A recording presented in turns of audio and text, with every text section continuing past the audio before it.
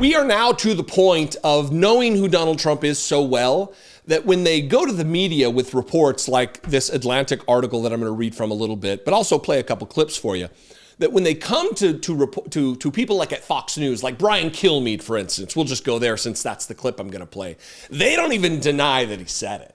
We're to the point now where they don't even say, well, this is just this is a smear campaign. These are never Trumpers. This is Trump derangement syndrome, whatever moronic things that they're programmed to say. Now they just accept that he said it, but they want to make a bunch of weird excuses for it. In this article entitled, from The Atlantic, entitled Trump, I Need the Kind of Generals That Hitler Had, the Republican nominee's preoccupation with dictators and his disdain for the American military is deepening. Now, two things. Fantastic article. It's very long. There's at the top of the Atlantic article, you can click a thing that plays like an AI voice that reads it, and it's a 40-minute read. I'm not going to read anywhere near that, but I will link to it below, and you need to read this. Every word, every bit of reporting, every source, every backup of the things that are said here. What I want you to, when you hear me say that, I need the kind of generals that Hitler had, what you need to hear is Donald Trump said, I need Nazi generals, because the generals that Hitler had were Nazi generals. That's what Donald Trump wants. That is what is at his core, is having Nazis under his command. Now, first, I'm going to play a clip of Brian Kilmeade, who isn't denying that he said it. He's just jumping and twisting himself into a pretzel, making excuses for why it's okay that Donald Trump wants Nazis as the commander-in-chief of the United States Armed Forces. Watch beady-eyed Brian Kilmeade twist himself in knots. But the bottom line is, if you read H.R. McMaster's book, who is critical of President Trump in some of it and not in others, he talks about how Madison Kelly didn't like the president. And they didn't think he deserved the job, or they didn't think he was worthy of the job. And they went out of his way to make sure a lot of the things they asked him to do that they didn't like never got done. McMaster would be frustrated because he couldn't get their attention. And he would say, it's not your job to rein in the president. It's your job to do what the president wants. And then you factor in the fact that he runs his own company, coming from the business world, the first one we've ever had. It's not even a public company. And then he obviously has frustration. And I could absolutely see him go, now, you know what? It would be great to have German generals that actually do what we asked them to do, knowing that's a third, maybe not fully being cognizant of the third rail of German generals who were Nazis and whatever. But he was frustrated with the slowdown of it wasn't just a slowdown, it was insubordination. And there is a culture within Washington, not just when it comes to the generals, who, by the way, should be fired after what happened in Afghanistan, of insubordination in the sense that the bureaucrats run the government. The founders did not design this country to be that way. Unelected people don't get to run the country, even if you have 4 stars behind your name. And I think they were very frustrated that you had this outside guy that says, listen, I'm in charge now. Talk about a curvy couch festooned with morons. That is Fox and Friends.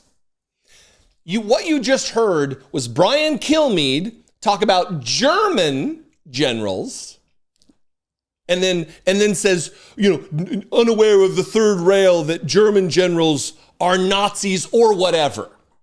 You don't or whatever Nazi generals and Donald Trump's desire for them, Brian Kilmeade. Unless, of course, you hold certain ideas and principles relative to fondness for these Nazi generals or whatever. I was going to read a lot more from this, but let me read 3 paragraphs from this. The personal qualities displayed by Donald Trump in reaction to the cost of the Guillen funeral, which I just did a video about previous to this one, last hour, if you want to watch that. Contempt, rage, parsimony, racism hardly surprise his inner circle. Trump has frequently voiced his disdain for those who serve in the military and for their devotion to duty, honor, and sacrifice. Former generals who have worked for Trump say that the sole military virtue he prizes is obedience. as his presidency drew to a close. And in the years since, he has become more and more interested in the advantages of dictatorship and the absolute control over the military that he believes it would deliver. I need the kind of generals that Hitler had, Trump said in a private conversation in the White House, according to two people who heard him say this. Quote, people who were totally loyal to him, that follow orders. This is absolutely false, Pfeiffer wrote in an email. President Trump never said this. A desire to force U.S. military leaders to be obedient to him and not to the Constitution is one of the constant themes of Trump's military-related discourse. Former officials have also cited other recurring themes: his denigration of military service, his ignorance of the provisions of the Uniform Code of Military Justice, or UCMJ, his admiration for brutality and anti-democratic norms of behavior, and his contempt for wounded veterans and for soldiers who fell in battle. Now, I'm going to get to the point here where they talked to Kelly this week. General John Kelly, fellow Marine, a little higher ranked than I was in my non-commissioned officer status. He was a 4-star retired Marine Corps general whose son also was a Marine officer who died in combat. This is a guy who has dedicated a lot, sacrificed a lot for the country. I am diametrically opposed to him relative to policies. He enacted some fascistic policies of Donald Trump. He wasn't just a critic of Donald Trump. He did go along with a lot of the child separation, the border policies, when he was the Secretary of Homeland Security. And then he became the chief of staff for Donald Trump. Not a never-Trumper. Not a Trump derangement syndrome, whatever, none of that. This is a man who served at the pleasure of the President of the United States and did so uncritically, in my estimation. But this is what they say. This week, I asked Kelly about their exchange. He told me when Trump raised the subject of German generals, Kelly responded by asking him, "Do you mean Bismarck's generals?" He went on, "I mean, I knew he didn't know who Bismarck was or about the Franco-Prussian War. I said, do you mean the Kaiser's generals? Surely you can't mean Hitler's generals." And he said, yeah, Hitler's generals. I explained to him that Rommel had to commit suicide after taking part in the plot against Hitler. Kelly told me Trump was not acquainted with Rommel. That does not surprise me. Look, you don't have to take it from this reporter. You don't have to take it from me. You don't have to take it from other reporters and other authors' takes on this and their reporting on what Donald Trump has said relative to suckers and losers. You don't even have to take your own eyes and ears word for it when you witness what he said about John McCain. I like my heroes that weren't captured, or whatever dumb shit that he said. Here's John Kelly, again, not a Trump derangement syndrome sufferer, not a never-Trumper, not some bleeding heart liberal. This is someone with conservative bent around the way he believes the world should operate. Here is his own words in this very brief CNN clip. He commented more than once that, that Hitler did some good things too. And of course, if you know history, again, I think he's lacking in that. But if you know what Hitler was all about, it'd be pretty hard to make an argument that he did anything good. So what would you say when he said to you that Hitler did a lot of good things? Well, I tell him that. I said, first of all, you should never say that.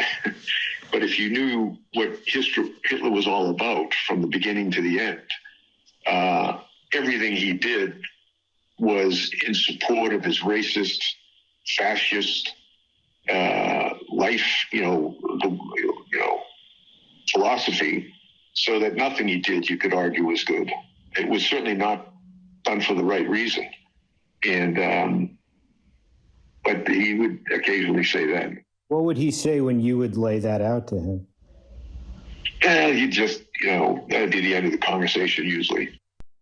You see, Donald Trump has a fondness for Adolf Hitler, has a fondness for the Nazi military apparatus. He has a fondness for it.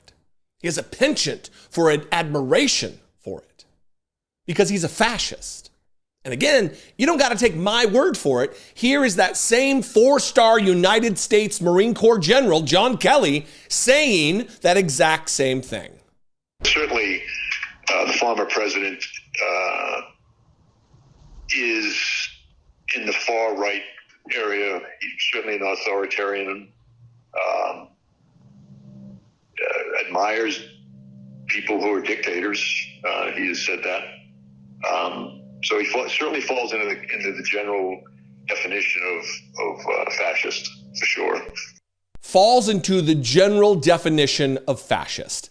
I'm not going to break out my classroom aid of the 14 defining characteristics of fascism, but Donald Trump meets them all. The Republican Party meets them all. And it's not just me who believes so, it's John Kelly, someone who is very erudite, very educated about military history, about world history, about the history of the United States military, and understands what the consequences are here. Now, I'm disappointed. General Kelly should come out, have a press conference, answer questions, give a statement. He's not doing that. That's a failure.